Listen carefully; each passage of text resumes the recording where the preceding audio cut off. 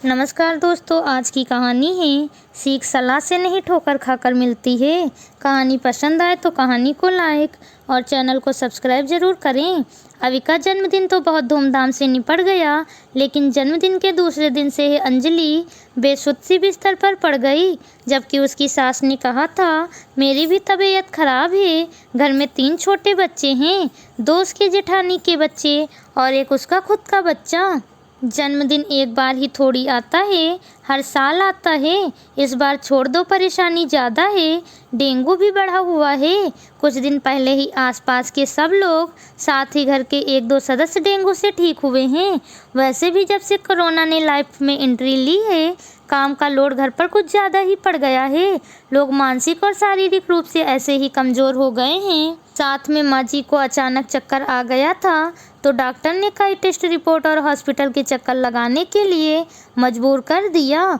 तो इसके लिए माँ जी ने अंजलि से कहा, इस बार बस घर के सदस्यों के साथ ही अवी का जन्मदिन मना लो। लेकिन अंजलि कहाँ मानने वाली थी।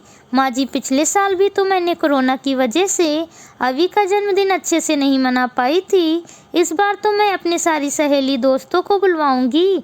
आपको कुछ भी नहीं करना है, भाभी बच्चा संभाल लेंगी और मैं सब कुछ तैयार कर लूँगी। माँ ने देखा अंजलि खुश हो रही है अपने बच्चे की जन्मदिन मनाने के लिए, जबकि फंक्शन न होने की बात से मुरझा रही है। ज़्यादा कुछ न बोल पाई माँ जी, पर मन ही मन काम की अधिकता से परेशान हो रही थी।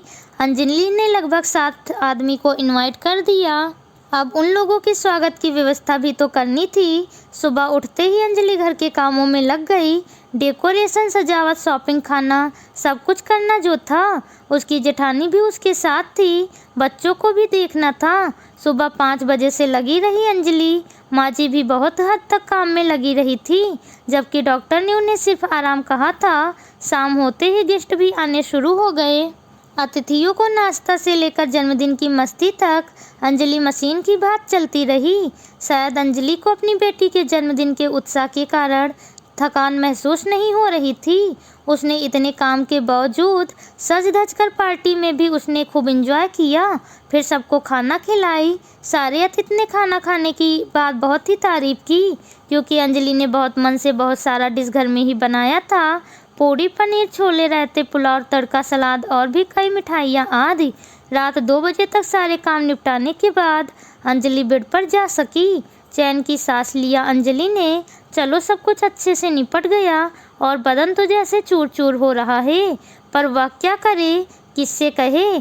कुछ अतिथि तो रात ही चले गए, पर कुछ सुबह गए। सुबह अतिथियों को चाय नाश्ते के साथ विदा करने तक तो अंजलि किसी तरह चलती रही। घर में ही फंक्शन होने के कारण साफ सफाई भी अतिरिक्त करना पड़ा।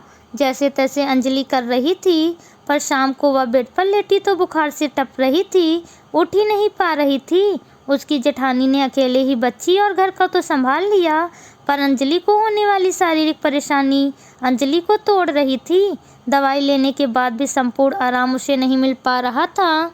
घर में छोटा भी फंक्शन हो तो अतिरिक्त कार्य से थक ही जाते हैं। सभी लगभग थके हारे ही थे, लेकिन अंजलि तो एकदम छटपटा रही थी। उसका पति ऑफिस भी जाता, उसकी देखरेख भी करता।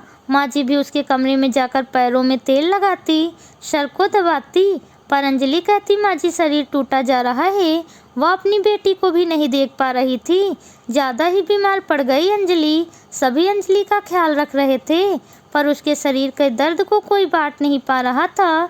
माँ जी ने कहा, मैं तो पहले ही कहती थी, इतना काम करोगी तो बीमार पड़ जाओगी, पर मानी ही कहा मेरी बात को।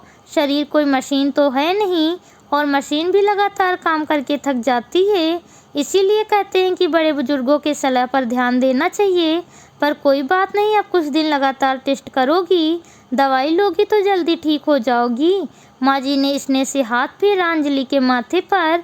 1 सप्ताह लगातार आराम करने और दवाई लेने के बाद अंजलि स्वस्थ हो पाई। अंजलि ने स्वस्थ होते ही सबसे पहले कहा, माँ अब कभी भी अपने शरीर के साथ ज़्यादा ज्यादती नहीं करूँगी। माना कि काम मुझे बोझ नहीं लगता, लेकिन शरीर तो थकता ही है। माँ जी ने कहा, कोई बात नहीं, हम लोगों की सलाह से काम खुद के ठोकर से ज़्यादा सुधरते हैं। कहानी पसंद आई हो तो कहानी को लाइक और चैनल को सब्सक्राइब जरूर करें। मिलती हूँ आपसे अगली कहानी के साथ। Please subscribe channel.